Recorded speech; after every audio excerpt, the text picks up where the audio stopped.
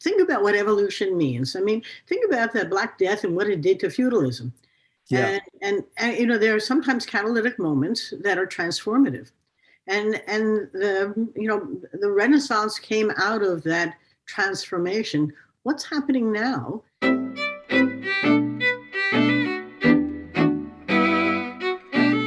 Hi, this is Frank Schaeffer. You are watching and or listening to In Conversation with Frank Schaeffer, which is a Facebook Live event.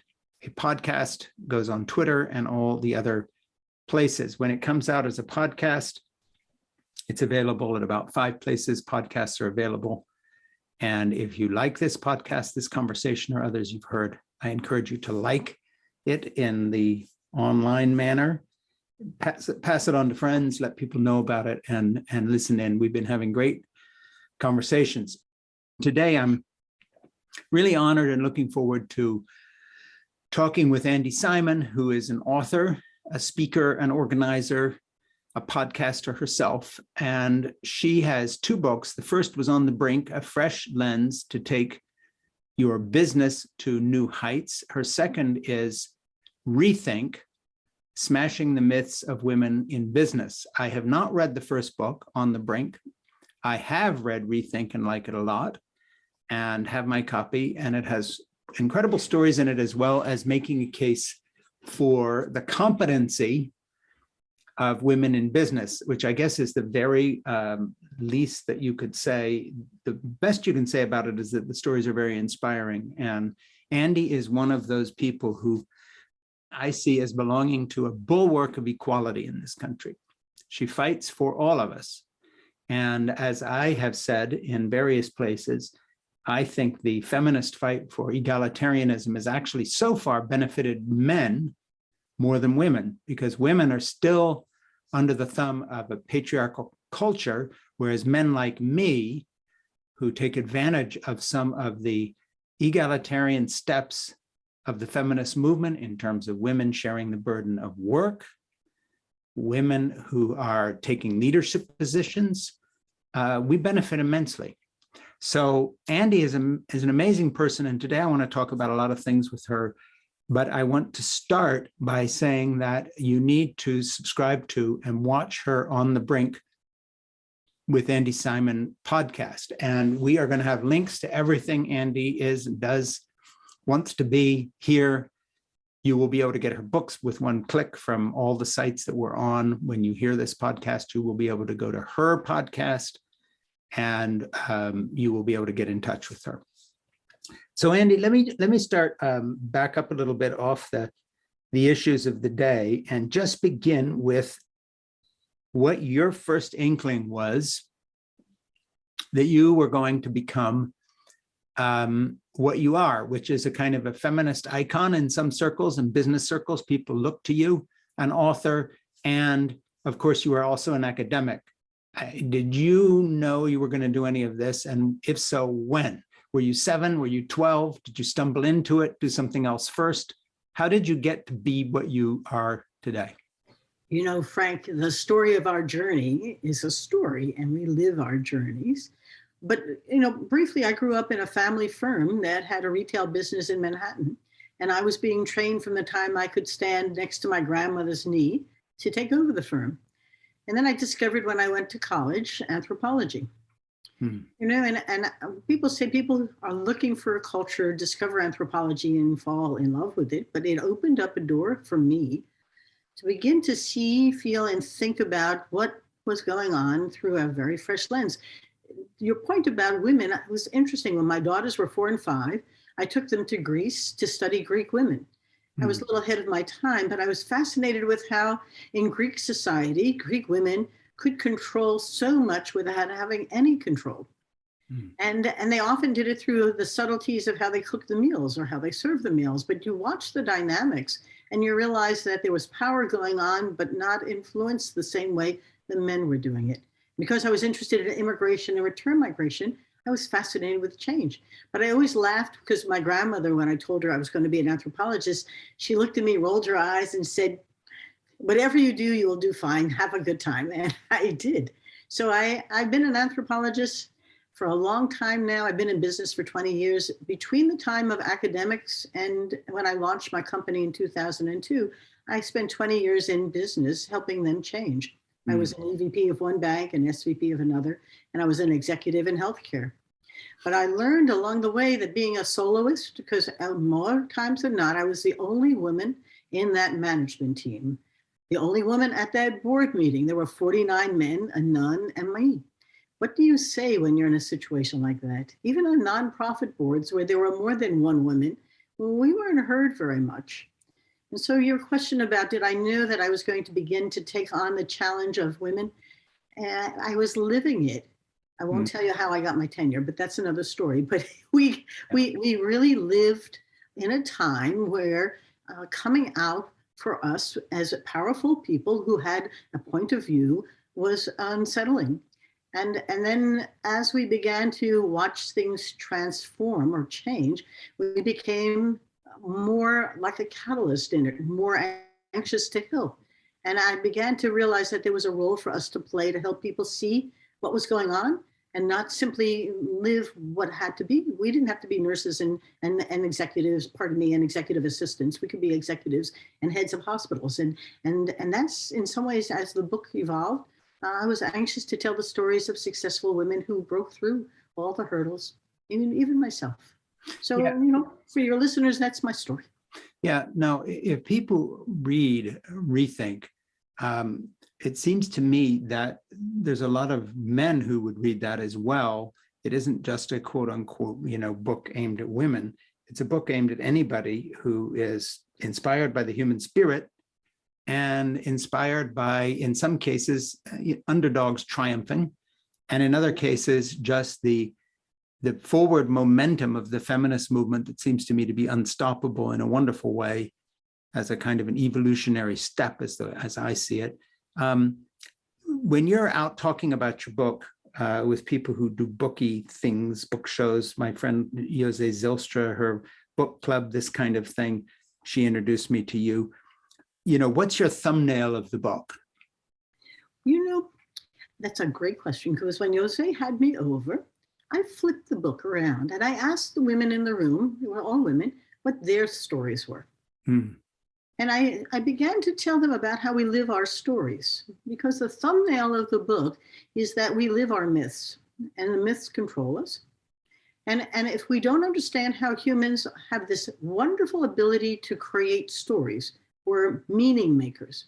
45,000 years ago, we had a quantum leap in our brain that allowed us to put meaning on things. So a rock could have a particular purpose. A cross could have meaning. Even the words that you have on that book in front of you there, behind you, have meaning in different ways, and we can change them. We're wonderfully clever. Yeah. But part of the story in the book is how these women were within a context, a society that would have held them back. And they basically said, of course I can. So as Jose's women told their stories, we began to share how many women have stories where they are pushing through. The women who said to me, I can't move ahead in this company and have a child as well, disturbed us. Those are the stories you don't like. Three of the stories that I often highlight in the book, just because I think it's so much fun, is that Andy Kramer is an attorney, a successful one, who was told when she was a young kid in elementary school, she said she wanted to be an attorney. And her parents had her meet with an attorney friend who said, oh, you don't want to be a lady lawyer. So she said, of course I am. And she became a very successful one and now helps others. And Stephanie Breedlove wanted to be an entrepreneur. And she saw a real problem she could solve. And everybody said to her, women can't be entrepreneurs. That's not what they do. And she said, of course they can. And she grew her business, Breedlove and Associates, to 18 million and sold it for 35 million, for 50 million, and now helps other women do the same. And I can go through all of them in here, whether it was Evelyn Medvin, who became a really globally famous geologist. Women don't do that. Or it's Maria Gallo, who is president of her second college now and a university, and women don't do that. But each of the stories are about what women don't do. And what it does, to your point about men, one of the first reviewers sent me a great 5-star review. And he said, oh my gosh, I finally found a book I can give to my 13-year-old daughter. And And I said, and he said, and she's a minority and she can now see what she can be. Mm-hmm. So Marian Edelman, years ago, for the founder of the Children's Health Fund, Children's Defense Fund, said, if you can't see it, you can't be it. And that's in fact the book. If you can see it, you can be it. And my hope is that people who read the book, men and women, can see what can be. One interesting part, Frank, that I like to share is that none of these women talked about success in terms of financial success, status, prestige. They all had purpose. They all had passion. They all had a mission. It was all interesting to listen to them tell their stories, because it wasn't about climbing the corporate ladder. It was about how they had an idea of what they could become and wanted to do it. And nobody made it easy for them. That was for sure. Yeah, you and I have chatted in person, and we've chatted privately on a Zoom call. And then I think I've lost track. I've done a podcast with you, haven't I, on your podcast? Yes. Now you're on my podcast, and I've sort of mixed them all up. But one of the concerns I think you and I share, and there's different ways to put this, so I don't want to put words in your mouth. So I want you to react to this. You don't have to agree, is that, the various stages of what you might call the feminist movement, the feminist awakening, without running into a long history, it seems to me that now, irrespective of what you think about, first wave, second wave, the way these terms get thrown around in ways that I can barely understand, like hearing acronyms in a business you're not familiar enough with to say, oh yeah, I know what they mean when they say, I'm part of the WGBA or something, So forget all the first wave, second wave stuff. But I think right now, with Roe v. Wade about to either be reversed or curtailed by a politically activist Republican Supreme Court, and with so many women as well as men coming out of COVID saying we've had it, women are very tired, but the men they're with, if they're pair bonded or they have husbands or whomever, are also tired of the system as it is. And so I want to spend a few moments asking you, from your academic perspective, as someone who is invited to lecture to corporations, what you are telling them about how you see a future that not only includes women and gives them the leadership that they are, I think, genetically engineered for better than men, is my particular opinion, but also does it in a way that speaks to the whole person that they wish to be, rather than simply saying you can imitate the 1950s male business model or nothing. We don't have a place for you unless you essentially pretend you're not a woman, in the same way that they do to men. They tell men the same thing. We basically don't have a place for you unless you're just all business. So you better come in on the weekends. You better return all the texts and the messages and the emails from your boss, even if it's 8 o'clock at night and you're trying to put your kids to bed. It's a merciless kind of corporate world. So what are you telling, given the discussions we've had, I'd really like to hear a thumbnail now of what you're telling corporate leaders who maybe want to have employees 10 years from now who haven't all quit and who will be willing to work. What's going on out there? 3 things that I like to focus on. The first is that change is painful. So there's a respect for the challenge that they're facing. They've come to where they are, they've reached a place, and now we're being asked to do something that's unfamiliar. What does diversity, equity, and inclusion actually mean? I actually had a CEO who said to me, it took me 3 months to hire a Black woman, and she spent 3 months and left. And the problem was the woman, not my organization. And so there's a real understanding that's needed about the pain of change. The second is that in the absence of a new model, that is the most ambiguous place, and humans are most frightened to be in ambiguity. They'll take a black or a white, but they don't like to be gray. And so the second part is there's an understanding that they need to come to, that they need to begin to craft a new reality here. And that means that they need to buy into the idea that their business and their own personal lives, to your point, both will rise if we now begin to collaborate with women as opposed to compete with them. Women are far more collaborative. They see a way of getting things done together. It's a we. And the research from the neurosciences is extremely compelling. When I talk about an I, the cortisol grows in our brain. The feeling is of flee it or fear it. The amygdala wants to kill it. If you talk about we, the oxytocin, the love hormone, begins to merge. And now you feel a way of bonding and getting things done. So there's language changes that have to come. There are behavioral ones. And by and large, nobody there knows. So I hear HR folks call us. We want you to come in and talk about how do we change a culture to become more diverse, equitable, and inclusive. We want to have a balance. And I said, you need to begin to realize that this isn't a key that you turn and say those words. It's not a training, because nobody will know how to play this new role. It's as if it's theater. We don't have a script. We don't have any time. So, and the other part is you raised an important part. Is this feminism or is this essential? Over 50% of the workforce were women before the pandemic. 3 million of them lost their jobs of all kinds. Some gave up, some stayed home, some lost them. But the economy needs women. They need women entrepreneurs. 40% of the businesses, 12 million businesses are owned and run by women. But 10 million of those are solopreneurs. The women who got frustrated inside those companies said, I can do this better myself, and came out to form their own companies. So if you took a look at the ecosystem for the leaders of a business, the question for you is, why are you fighting these barbarians at the gate called women? They're not going to take you down. They're going to lift you up. Isn't it time for us to change? And the other part is that whether it's Roe versus Wade or the ability of women to work remotely, why don't we help women raise children as opposed to make it seem as a sin that they're staying home to raise children? What is with our society that needs a culture shift tremendously that allows, the Equal Rights Amendment hasn't passed, and Phyllis Schlafly gave it a whole lot of work not to, because women shouldn't be working. Yeah. That's all ready for a transformation.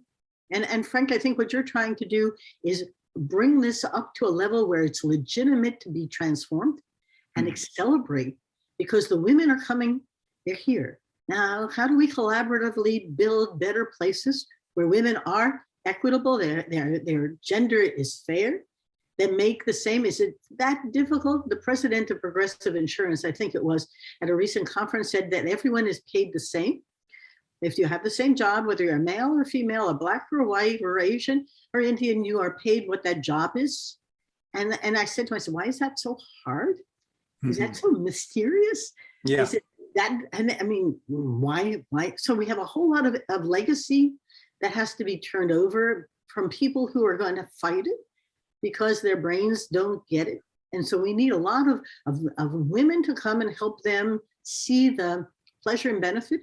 Remember, your brain loves pleasure, not pain. And so the change has to turn into, this is fun, we can do it, and you can. It's, if you can learn a new role, if Robert Redford can play different ones, so can we change the roles that we're playing in a company so that people can get along, women can be heard at the table. I went to a board meeting once, there were 45 men and none in me, we didn't say much.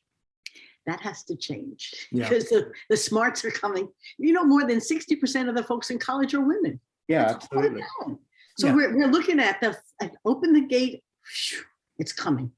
So I try to get them to love it instead of hate it, and to love me at the same time, because if you don't lend a hand and respect what they've done and really understand it and know that's okay, now it's time to let it go and move. My last thing is that there's lots of literature on the shiny object phenomenon. Humans love that shiny object. There's nothing rational or logical, but the feelings about it are that that's what's good. But until there's a new shiny object, they can't let go and move over. So this new one is something we have to build, and build quickly so that they'll let go and come over. So, and I have a hunch you're thinking in the same way, aren't you? Yeah, absolutely. And, the funny thing is, I've told you, I think before, my daughter's a CEO of a company in New York that raises funds for various green energy projects. And before that, she was a lobbyist for the major energy companies in Europe at the European Union, and was raising her family in Scandinavia. So of course had a whole different level of social safety net. As a young mother over there, she had her kids early, then went into business, which, by the way, worked very well for her, for people looking at their life ahead who are a bit younger.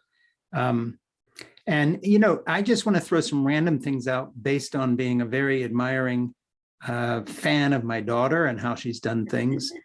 And so she's a hero to me. For one thing, she survived my teenage parenthood when she was little, because I got Jeannie pregnant when we were 17 and 18. We've been together 52 years now. And Jessica's gone ahead and really done some great things. I've learned a lot from her.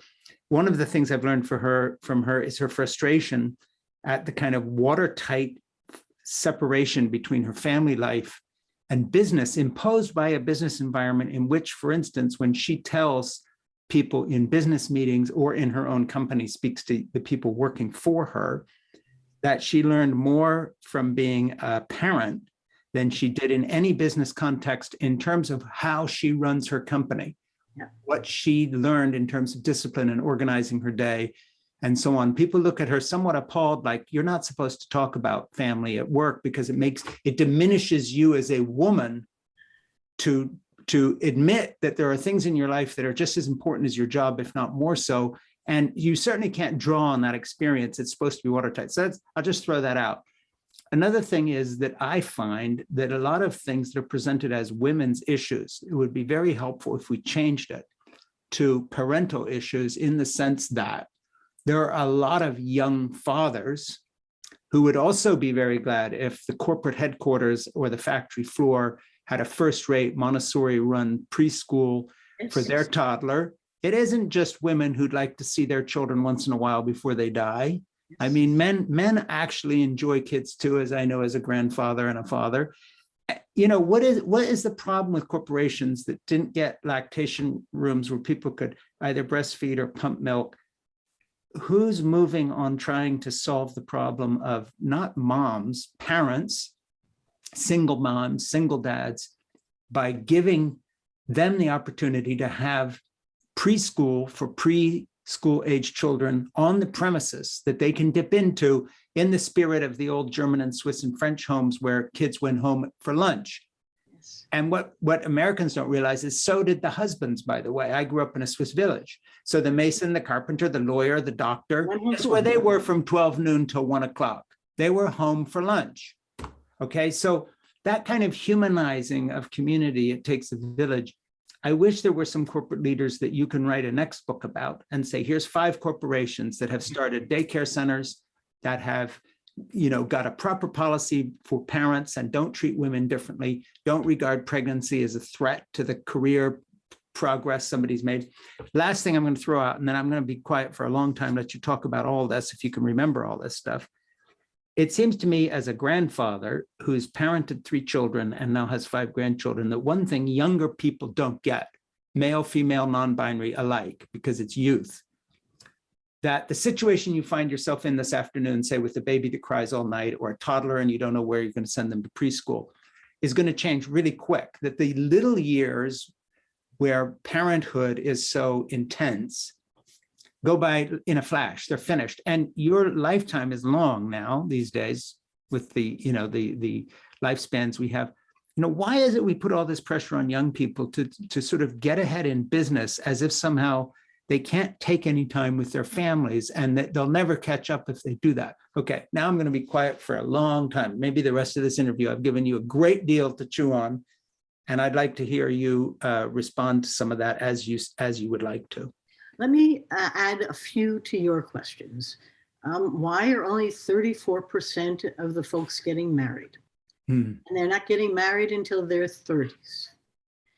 What we've learned is that happiness really comes from those marriage, the having a child and a family, and having a church or other community, and having purpose. The research is coming in extremely compelling that the folks who are not getting married aren't necessarily happy. Yeah. So there's I'll hold that over there, because there's a whole lot of cultural stuff going on about the age of marriage, the single parents. 40% of children are being born to single parents. That changes a whole lot of dynamics in terms of childcare and in terms of just being raised by a mom without a dad around. So I add that into your pieces. But your question is a very profound one about. Well, just to stop you there, why are those two things happening? Just give us a little talk about that for a minute, because it seems to me that didn't come out of a vacuum. Something in the last 20, 30, 40 years has changed. What is it? Well, lots of things in our core values. The folks I know who are 40 years old having a child and are not married had mothers who had 4 spouses. And they said very clearly, my mother had 4 husbands. I'm not getting married, but I wanted to have a child.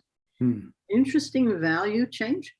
Others who are waiting to get married, they are living together, sharing. There's co-sharing. Some of them are sharing it with others. There are a whole lot of other lifestyles, but I can't tell if they're experimenting like we did in the 60s, or they are simply uncertain about what it is that is valued and why. But I'm watching, and the data is very disturbing. That in the absence of these things doesn't come happiness. And in the presence of kindness and relationships and comes lots of happiness. So humans are herd animals. And what worries me is that as people, all of this is turning into a society where we have freedom and independence and choice, but not necessarily the things that are going to make us a meaningful person with a purposeful life and good things to do. And let me just throw one little thing into the mix here before you go to the rest of your points or the things I brought up. Into that mix of people not getting married and having a child late as a single mom, you also have the fertility issue, because we have a multi-billion-dollar industry of IVF and all these other things that cost a fortune, because either they're not teaching biology in schools anymore, or somehow people have decided what my daughter did not decide, which is, if you have a kid, it's going to get in the way of your career. Better do that first, but without any mind to the actual biological reality of fertility or tiredness when you're a 50-year-old mother of a toddler. Yes. It may be not built to do that at that point. And I have no problem with people waiting to have children in terms of any moral issue or anything. I'm just talking about practically, again, this doesn't necessarily lead to happiness. No, I know. But you said something important about men and children going home for lunch when you grew up in Europe. Yeah. We know that if you eat together 3 meals a week, there's very little depression or loneliness. So you've got a mental health part of this, of all the solos. 1/3 of Americans live alone before the pandemic. And 1/3 of us had depression and mental health issues. I won't say mental illness issues, but there's something in our society that is creating a culture where the things that could make us happy are missing. To your point about having children, caring for children, having companies embrace those children, bring them in. What will it take to simply say that can lead to a happy culture and a better business? And I'm perplexed, flummoxed about why is this so hard? Why is a child an impediment to us having a happy society and bringing them into a company that sees them as part of life? Let me stop you there and just ask you, have you run into any companies, CEOs, male, female, whomever, who are beginning to get the message that what you're saying is true in terms of these sort of strikes against the culture in the happiness department, because people are not in happy pair bonded relationships?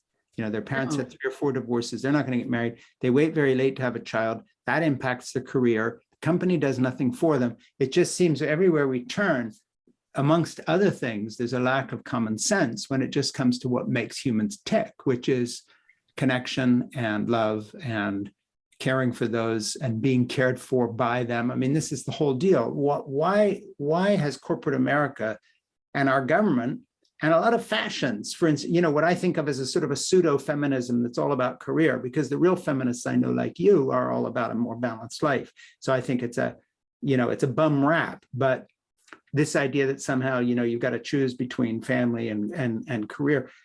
Why don't corporations get on board with this and make it possible, for instance, for a single mom to be a happier mother? Because down the hall in the corporate headquarters, there is a really first-class nursery. And that would go for single dads too, or adoptive parents, whomever. It isn't just a female thing at all. So why hasn't the penny dropped? I don't know, but I'll tell you what I think, because what I think is that the conversation is awkward and unfamiliar and uncomfortable. Hmm. In the sense that nobody ever asked me how my kids were doing when I was in business. Yeah. Why? And I watch my daughters are both happily married. My grandkids are being cared for at home by professional women who are able to balance this. And I watch them all grow. I use my anecdote as illustrative that you can do it. But I wonder about the conversations. You asked me about places. Walmart, for example, has a big mission to have gender parity. And they're working hard, not only that, but to buy from women-owned businesses. You can do it. You can just say, we're going to. And then you can begin to see how to move this. Jamie Candy, a woman in my book who's the president of Edmentum, has truly gone out to build parity, equity, and inclusiveness in her company. And I've done panels there, and you're fascinated by the conversations. And she would tell you, a woman, that you need to work hard on building a conversation where the guys aren't off having coffee together and the gals are all off chatting. I mean, how do you build conversational intelligence so that people can share with each other and celebrate each other? One of the things are some rituals that we put into companies when we work with them, that around the table you share personal events before you start your business meeting. Good point. So, and I used to do this both in a healthcare client that and a company that I ran. But if we talked about our personal lives, you'd be amazed at how human people begin to ask, how is that child feeling? How would you handle your daycare? Can my wife call you? I mean, sometimes it isn't even me, but you begin to be whole. But you need some rituals which allow men and women to share personal stuff that takes it from business into life. This work-life balance I've often been fascinated by. Isn't work life? I mean, why is that life and this is work and they're not the same? Now, I had my children, I was back in work when they were 3 weeks old. There was no time off, no parental leave. And I remember thinking about the balancing. I was one person, not two. And I had a husband who really pitched in and was part of the team. And like you write about, he was a Mr. Mom, but he had the ability to do that. But together we raised some cool kids. But you can do it, but it's not, you got to change the whole story. The story's ready to change. And I keep waiting. And when you do something like that, in a sense, especially, when you're talking about doing it, but even now today, it's a kind of, you can do it, but it's countercultural. My daughter, who's a CEO of a company right now, 2021, going into 2022, her emphasis on not balancing family and work, but combining them is countercultural. Correct. Because people don't do that. And why is that still the case? Because I had an experience as a grandparent doing childcare full-time for the last 13 years for my little ones. Now Nora's in school full-time, so it's changed. And as we speak, she's in the other room there with Jeannie, and they are decorating the living room for Christmas. So that's this afternoon's activity, having had a snack with me when she came in, putting berries in a big bowl of yogurt, doing a portrait of me in raspberries, stuck another one in the middle for my Band-Aid, and so on and so on. So that's my days. But here's an interesting thing I learned, Andi, and that is that, I'm an author and I'm a writer and have been for 40 years. And that means you're pretty much of a loner. And I vote and I'm involved in politics, but I'm not much for community. And I was away a lot when my own kids were in school. Having started to do all the pickups and drop-offs for school before COVID, I would find myself standing around talking with people half my age, and they were mothers and they were dads and they were grandparents and babysitters. These corporations do these crazy bonding activities, whatever they do to bond. There is no bonding activity more profound that cuts through all the crap quicker and levels the playing field than people who are familiar with each other. So they're over the hesitancy of, what's this guy want with, kids, and, you're a grandfather, you're a good guy, you're here every day, they know you. This is a young mom, she's got a baby in one arm, pick and shut up. I found I had much more in common with those other parents, yes, despite age disparity, than I did with many of my quote unquote oldest friends, because we shared something, and I don't want to be too melodramatic, but here's what we shared. If anything happened to that kid running out saying, mommy, daddy, grandpa, ba, noni, whatever, our world would end. We shared the vulnerability of unconditional love. after which there's nothing. Okay.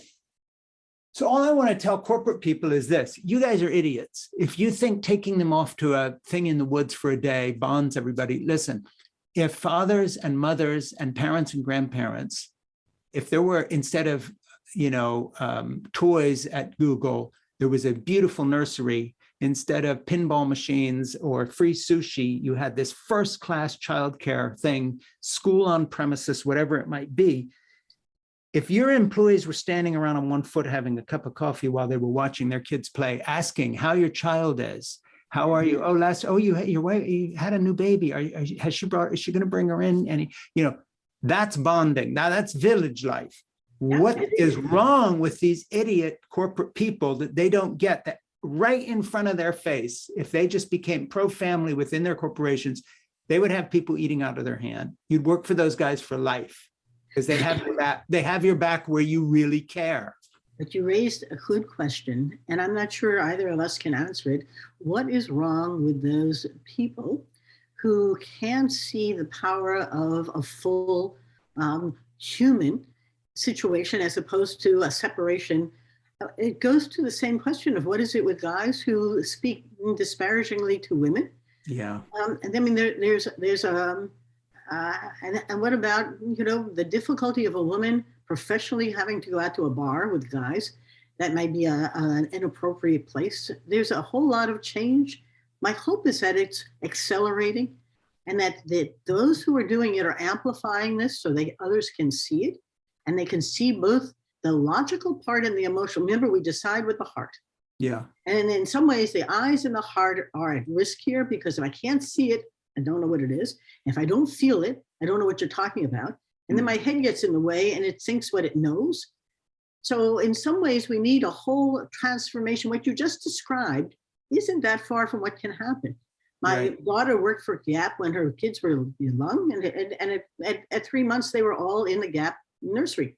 Yeah. And it helped her succeed there because they were downstairs and she could go down. Yes. It was designed beautifully. And like I said before, there are plenty of fathers who would like to do that too. Exactly. Why not? Your little son here that you're gonna take out for the weekend, he's downstairs. Go have lunch with him. Now but we come back to you and me and the movies you used to make. How do we transform what people see on the screen? Remember, a story on the screen is a reality. Yeah. Virtual and reality are all the same. We think of them as different. But what happens to our brain when we see something going on a screen is our brain begins to emote to it as if it's real. Yeah. And so the media has an important role to play in crafting a new role for guys. If they're going to say these things, they need to hear other men saying them. Yes. They need to be able to have a script that they can embrace and learn. If not, they have no way of knowing what to say or how to do it.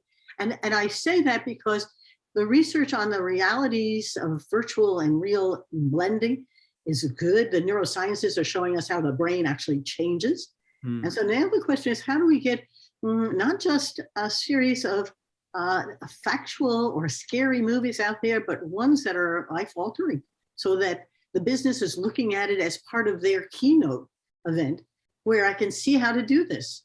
The CEO who said to me, it took me 3 months to hire that African-American woman, and she only lasted 3 months, didn't have a clue that there was no reason why she should stay. You did nothing in changing the relationships to make it a diverse culture.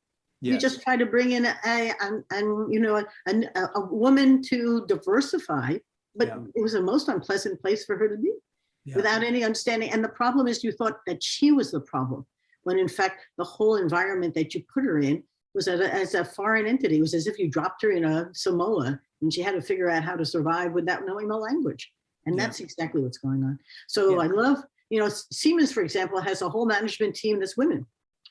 And in the US. And that's sort of like, wow, can we do that? So there are some that are coming, but I hope they stick. And my biggest concern is as women move up, they drop out instead of sticking in there to move up. And they basically say, I'm going to go do my own, instead of saying, I'm going to help change. And it's in the women's voice. So a little story that sort of captured this. Andy Kramer, a lawyer in my book, talks about being on the compensation committee on a law firm. And she said, and the guys wrote their performance reviews, and they each climbed the Eiffel Tower or the Empire State Building to save the damsel in distress. The women, they didn't climb anything. They all worked together in order to make sure that client had a great experience. No damsel in distress. The men got promoted and the women kept their jobs. And the stories that they wrote about themselves reflected how they saw their jobs. One was to be a hero and the other was to be a teammate. And so there's all kinds of dynamics going on. And I would not say to any CEO, this is easy, but I would say you can do it. Yeah, let me just pause here and say that you are watching and or listening to a podcast In Conversation with Frank Schaeffer that goes out Facebook Live and then can be seen on Facebook and YouTube and referenced on Twitter and all the other sites, and then comes out as a podcast on about 4 or 5 different places. I'm talking with author and activist and academic Andi Simon. She has several books: On the Brink, A Fresh Lens to Take Your Business to New Heights, and Rethink, Smashing the Myths of Women in Business. I have met and talked with Andi numerous times in various places. And we are friends, I think, because we really share a passion for something, and that is not mutually exclusive, but often is presented as such. We both really love our children and grandchildren. We are happy. We are married. We are happy. We are pair bonded. We are passionate about women's equality in the field of career and business. But we are equally passionate that they do not have to, and in fact, that men do not have to give up or choose between this ridiculous non-choice of a passion for living and loving and caring and being cared for, pitted against corporations and their bottom line and shareholder profits. And I think a lot of our discussion revolves around that. Andi's book, well, I should say books, because the other one is on the same topic. But Rethink tells the stories of women who have broken the mold on the success side of the business world and who have stepped out and provided a real role model for people to follow, the kind of book you want to give a daughter or a granddaughter, or indeed anybody in a corporation in a position of decision-making, to see what people can do if given halfway of an opportunity, or what they will do even without the opportunity, as some of the stories show. So, you know, Andi, I think that when we talk about the kind of pathology that is afflicting family connection, that goes, you know, beyond the business world and into the culture in general, you know, what do you bring from your field of anthropology to that table on that subject? Just the subject of what's happening to family, to connection, to it takes a village, to love, to marital bonding, pair bonding at all, children, and so forth, the kind of cynicism that goes with the person whose family experienced 3 divorces and they're not having any more of it. I mean, what has happened here? Let's pick a date. What's happened since 1960 to our culture? Oh, how many things have happened? Because you're asking a question. Anthropology grew up as studying small-scale societies. People say, you know, you study complex societies. Well, complex societies are small-scale societies. Yeah. Humans are herd animals. And we have this great ability to craft all kinds of different cultural traditions. We live our stories, and that's what keeps us able to survive through fast-changing times. Now, what's happened since in the last 50 years is the speed of transformation probably have exceeded our ability to adapt to it. And what happens is, I often will preach, if you want to change, have a crisis or create one. I did not expect a pandemic. I do not want to waste this crisis, because there's something here that's been so transformative that has pushed us into the next stage. But to your question, as an anthropologist looking at this, you can see the kernels of the next generation emerging. And what you're hoping is that our next generation is going to come into their adulthood with new values, beliefs, and behaviors. Remember, culture is the essence of who we are. You and I can't take off our jackets and put on new ones Although I remember doing that when I left academics and went into business. I had to put on a little bow tie and a white shirt and change my costume. But I do think that the accoutrements of our culture are beginning to change, the core values, but I'm not sure we are as intentional about it as we should be. And I do think that for young people coming up, whether it's your daughter or your grandkids, there's nothing that says that they can't see things through a fresh lens and begin to value new things in different ways. They need a group of others who support them there. Because as herd animals, there's a group think. And soloists like you and I have a hard time because we need a group to affirm who we are. But I do want to emphasize one thing. You have a wonderful wife. I met my husband when I was 19. We share a deal. We've been married for 53 years. I know him 55 years. My biggest supporter is my husband. He's always been there, encouraging me to have a career, working with me to get my tenure, building my career. I was an SVP of one bank, an EVP of another bank, an executive in 2 healthcare systems, moving up that corporate ladder and scratching my head on that glass ceiling. And he and I both knew, well, even if I was hired to replace the president, the likelihood wasn't great. But you could feel the changes coming because at least you were recruited. And in the last 20 years that I've been in business, he's been by me. He's a serial entrepreneur. As he's done his business and I've done mine. We've traveled a lot. We've seen the world. We've been to 35 countries. And what we've learned is that women don't have an easy time anywhere. And if nothing else, Frank, if we can lead the transformation, then maybe we can lead this in foreign countries as well, in Europe and elsewhere, where women can get into a balance. I'm not sure your daughter had an easy time in Scandinavia, even with being able to have a different kind of life. But I do think that the great transformation is coming, and I do think women can lead it along with the guys who help them. And my husband, like you, loved his kids. He has great relationships with them, and he loves his grandkids, and he doesn't mind sitting on the floor and hanging out with them. Yeah. I think those are the remarkable guys. Yeah, well, I won't call myself remarkable, but the sitting on the floor is all part of the life that gives my day meaning. You know, without those family relationships, my life just evaporates as I know it.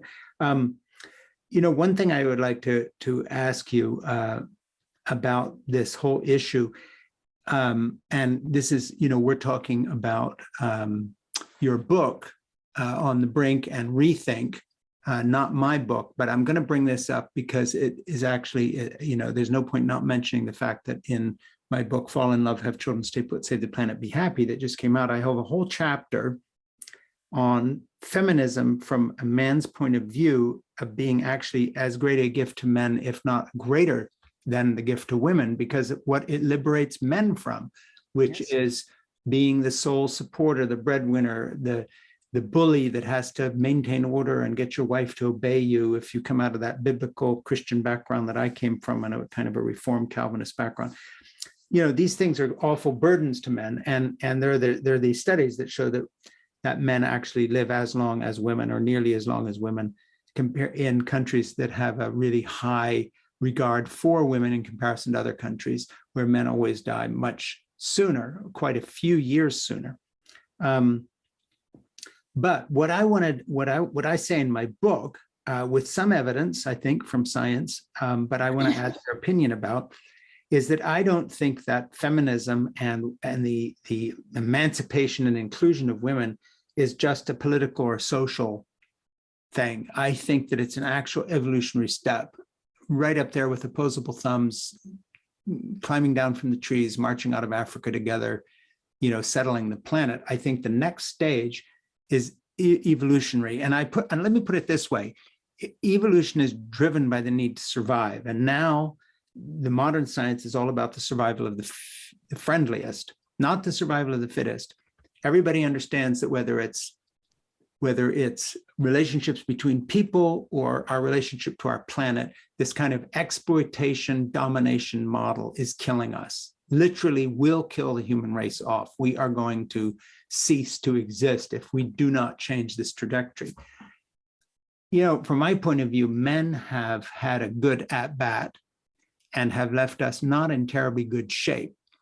And I would like to now see not just women excel in a men's world. I would like to see that world change permanently because of the presence of equal partners with women who then, because of their own abilities, become our leaders in many, many fields, politically as well. And I think it's the next step. And I think it's evolution speaking itself, saying, look, if this testosterone-driven toxic masculinity continues in the kind of leadership we saw Bolsonaro giving, down there in Brazil, where you're burning the rainforest down on one hand, exploiting everything, being a political bully, and then pouncing around saying COVID's not real and your population suffers horribly, as ours did with Trump, compared to, say, the leadership in New Zealand with a female premier in parliament there. This is a fact-based look at things from my point of view. I really feel this is an evolutionary step, and I think it's really necessary. It's evolution we need to help along. We need to make choices, but I think it's beyond choice itself. I think that we need to take another step, and the only way we're going to get there is female leadership and that sensibility of that kind of team effort you were talking about a moment ago. Because without that, we face disaster. This isn't a moral issue. This is a survival issue. That's my point of view. I agree. What do you think about it? Is there any? You're an academic and you actually know stuff. I just write things. What do you think? Don't underestimate what you know, because you are correct. But think about what evolution means. I mean, think about the Black Death and what it did to feudalism. Yeah. And there are sometimes catalytic moments that are transformative. And the Renaissance came out of that transformation. What's happening now? And why is this a moment not to remember? Don't waste the crisis. Yes. Never waste the crisis, because whether Jacinda Arnaud or Angela Merkel was able to really rally their countries in a very collaborative way, and they did it using a combination of collaboration, science, good leadership. Not being all-knowing, but taking strong stands. They showed a different way to lead.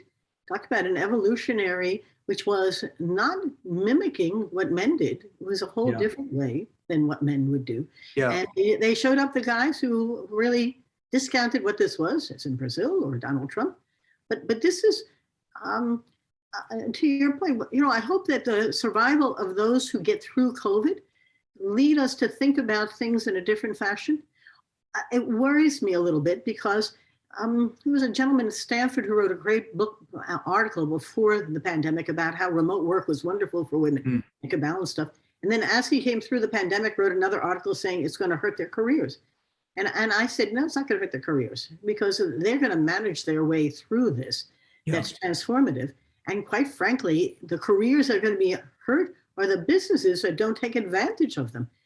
Your point about what you learn at home sets the stage for what you can do in life and work and other places. It's a story that's going through the great transformation. And I don't think you should underestimate the power of your voice or mine in trying to help people see, feel, and think differently, because it's here. Come on, see it, and then begin to embrace it. Don't flee it. Because if we can do it well, the friendliness may survive, but I also think that there's going to be no going back, because I don't think we can go back. And I think men should be cheering this process on, not because of some political wokeness, or they became liberals or voted for Democrats or believed that Jesus tells them to, but really for selfish reasons, in the sense that if you want to be part of a human community that is going to survive and prosper, whether it's in the home with your wife, in a community of two extended to the children and grandchildren, or the bigger community or the world,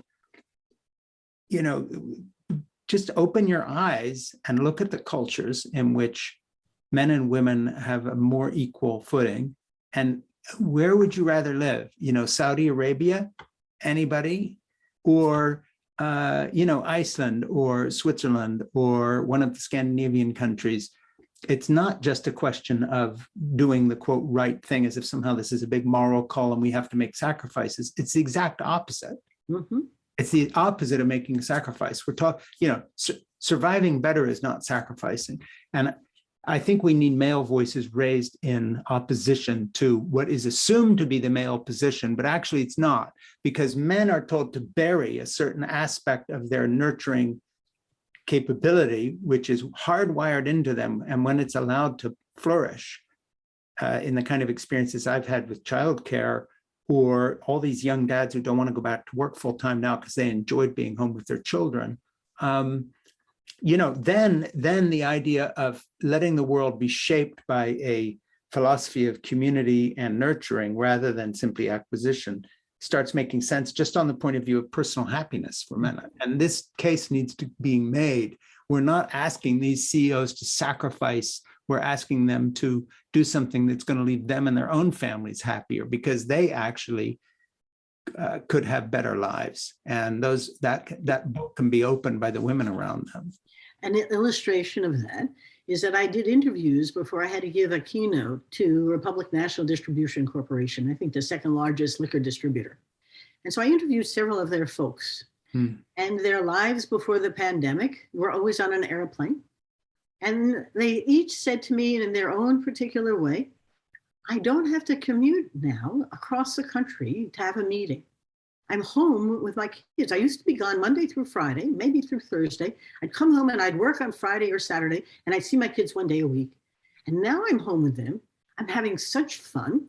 It's good. And my business has gone 234% without having to be on the road at all. Because you don't need to be in person to manage a team. And most of their folks are men. There are some women moving into it.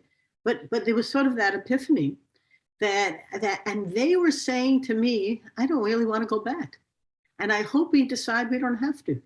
Yeah. Another one said, I used to be on the road. I wasn't on a plane. I was on the road going to all of my clients. Relationships matter. Now they matter, but I don't have to be on the road. So what can we learn and not go back to? Because their happiness was much more inclusive of more, remember we decide with the heart, and their well-being, called their mental health, came from being together. Is that so crazy? And sales were better. Is that so crazy? And so, but it was different sales in different ways. Okay, so we've learned some stuff, but let's take some time to really dig into what's possible, as opposed to, people say, when are we going back to the old normal? I said, you're never going back. I don't want to. Was that so good? Yeah. How did that work out for you? Not that great. No, but it was what you knew. Yeah, it was what you do. Let me, we're going to wind down here in a minute, but I want to ask you some specifics of advice that you give people when it comes to how to get some of this implemented. Okay, whether it's individual women in corporations, how do they fight for change and still remain in the company? How do men who are allied with this point of view and understand that caregiving is also a prerequisite and a joy for men fight for change? And what do you think is the likelihood of seeing the shift come maybe quicker than expected, at least in the United States? And then, of course, the world is a different matter.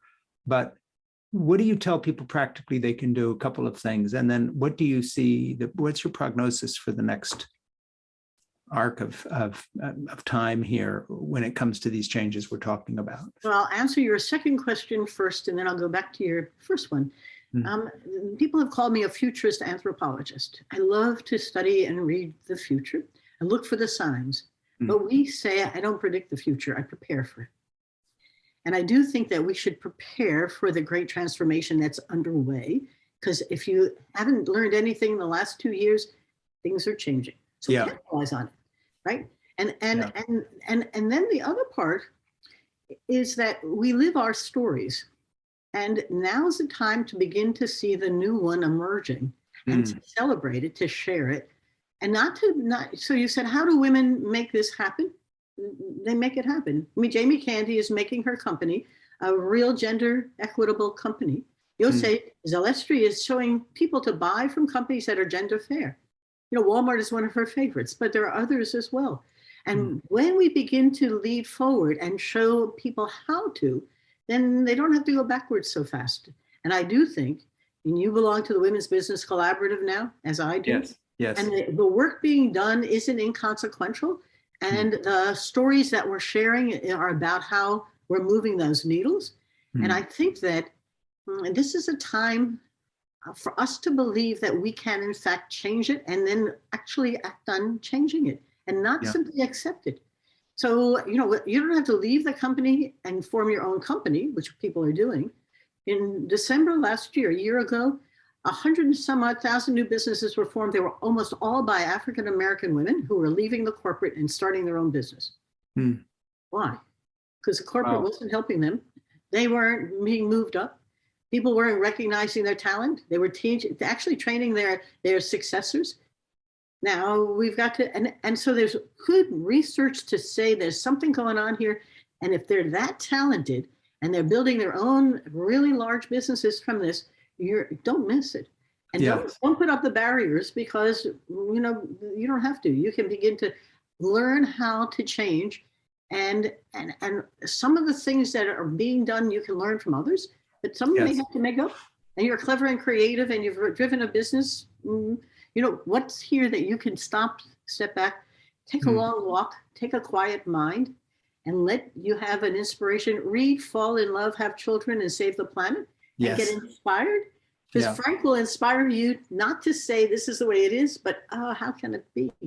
And maybe even demand a little more. Yes, and make it happen. Why not? And make it happen.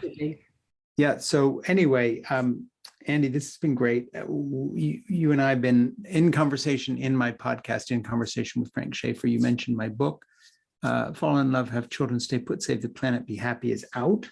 And I would ask people to help me out and order the book, perhaps give one away and help bring about the change we're talking about.